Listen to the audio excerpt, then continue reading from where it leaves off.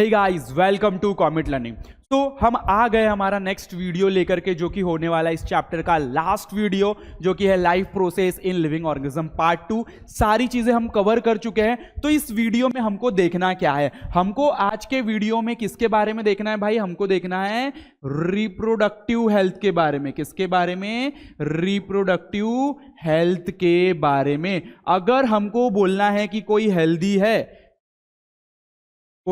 है, तो हम उसको हेल्दी कब बोलते हैं? हम उसको हेल्दी बोलते हैं अगर वो हमको मेंटली, फिजिकली और सोशली एक्टिव दिख रहा है, अच्छा दिख रहा है, तो हम बोलते हैं कि ये बंदा क्या है? हेल्दी है। लेकिन हम रिप्रोडक्टिव हेल्दी कब बोलेंगे? जब उसके रिप्रोडक्टिव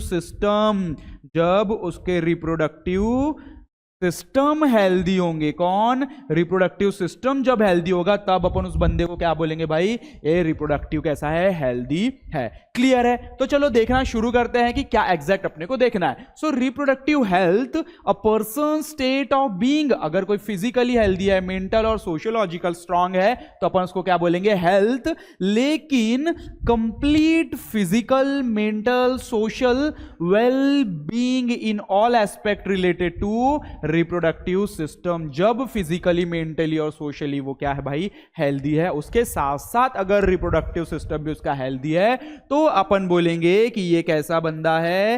रिप्रोडक्टिव हेल्दी पर्सन। तब अपन उसको क्या बोलेंगे? Reproductive healthy person. क्लियर है? देन बहुत सारे ऐसे कारण हैं जिसके वजह से क्या होता है भाई? डिजीज कॉज होते हैं। कौन से डिजीज? रिप्रोडक्टिव डिजीज क्या होते हैं? कॉज होते हैं। सो कौन कौन से हैं, क्या क्या, कैसे कैसे होते हैं? सो प्राइवेट ऑर्गन्स, जेनाइटल्स जिनको अपन बोलते हैं, उनको मेंटेन करना, टाइम टू टाइम क्लीन करना बहुत जरूरी है। क्लीनलीनेस उसमें क्या करना? एक्वायर करना। Otherwise problem regarding reproductive health में भी अराइज। सो रिप्रोडक्टिव हेल्थ से रिलेटेड हमको क्या हो सकती है? नहीं तो प्रॉब्लम हो सकती है, बहुत सारी डिजीज हो सकती है। Among the various sexual disease, जिसमें से जो 2 डिजीज बताए हैं जो कि बैक्टीरिया के वजह से होते हैं और काफी खतरनाक और बहुत जल्दी होते हैं, जो कि है सिफिल्स और गोनेरिया। कौन? Syphilis and gonorrhoea. क्या इनके सिम्टम्स है ये भी अपन देखेंगे।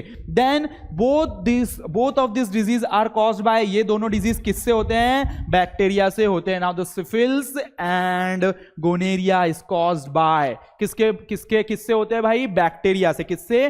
बैक्टीरिया से होते हैं syphilis and gonorrhoea. So symptoms of syphilis, क्या सिम्टम्स है भाई? ऑकरेंस ऑफ चांसर्स, यानी कि पैचेस। हमारे जो है जेनाइटल्स एरिया में पैचेस देखने को मिल सकते हैं। इवन बॉडी में भी पैचेस देखने को मिलेंगे। पैचेस यानी कि धब्बे, धब्बे टाइप, दाग type on various part of the body including genitals. अलग अलग बॉडी के पार्ट में हो सकते हैं, इवन जेनाइटल एरिया में भी हो सकता है। देन रैशेस हो सकते हैं, उसके वजह से फीवर आ सकता है। Then the inflammation of joints, inflammation means swelling. क्या? इन्फ्लामेशन मतलब स्वेलिंग, सूजन आना। कहां पर? जॉइंट्स में हमको स्वेलिंग देखने को मिल सकती है। और एलोप्सिया यानी कि हेयर फॉल भी देखने को मिल सकता है। Are the symptoms of syphilis. Then gonorrhoea के क्या सिम्टम्स है? ये इसमें खतरनाक, इसके जो सिम्टम्स है ना बहुत खतरनाक है। देखो क्या बोल रहा है? Painful and burning sensation during urination. जब यूरिनेशन करेगा, यानी कि मिक्चुरेशन होगा, यानी कि यूरिन बाहर आएगी, तब काफी पेन होगा। क्या होगा भाई? काफी पेन, और उसके साथ जलन भी महसूस होगी। ऊजिंग ऑफ पस through the penis and vagina.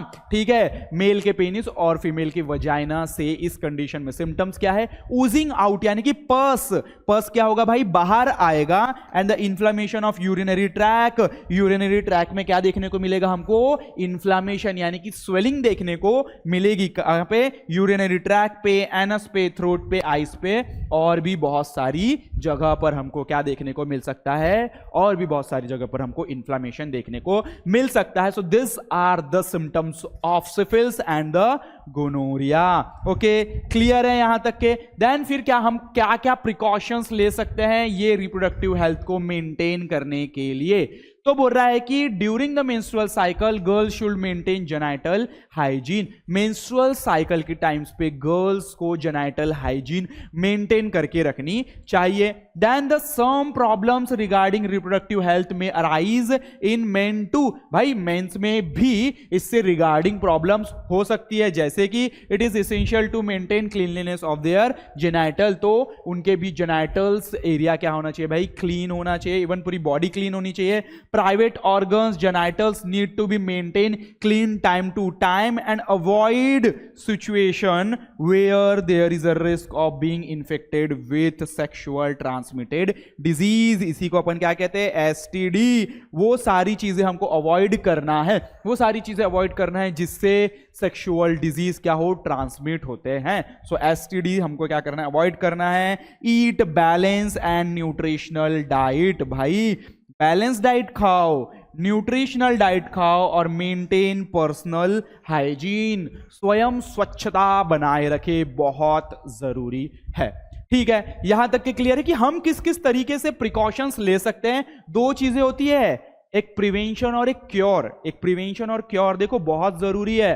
Prevention is better than cure, सुना होगा आपने। क्यों?